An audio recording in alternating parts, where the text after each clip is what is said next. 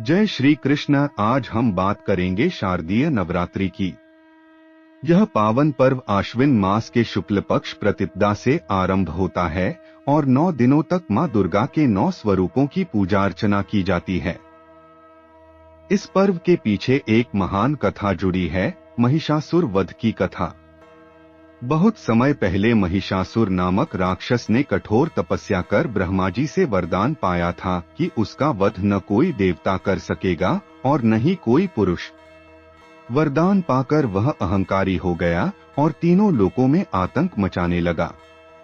धीरे धीरे उसने स्वर्गलोक तक पर कब्जा कर लिया। तब सभी देवता ब्रह्मा, विष्णु और महादेव के पास पहुंचे और उनसे प्रार्थना की।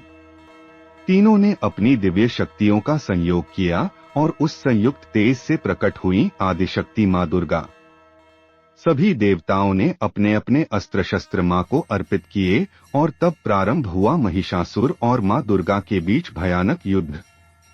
महिषासुर कभी भैंसे का रूप लेता, कभी हाथी का तो कभी सिंह का।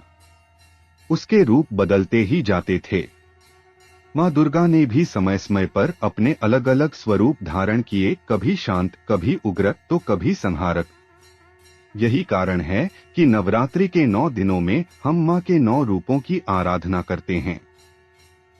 9 दिनों तक भीषण संग्राम के बाद दशमी के दिन मां दुर्गा ने अपने त्रिशूल से महिषासुर का वध कर दिया।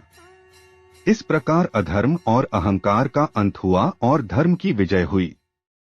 इसी स्मृति में नवरात्रि के 9 दिन हम मां के 9 स्वरूपों शैलपुत्री, ब्रह्मचारिणी, चंद्रघंटा, कूष्मांडा, स्कंदमाता, कात्यायनी, कालरात्रि, महागौरी और सिद्धिदात्री की पूजा करते हैं।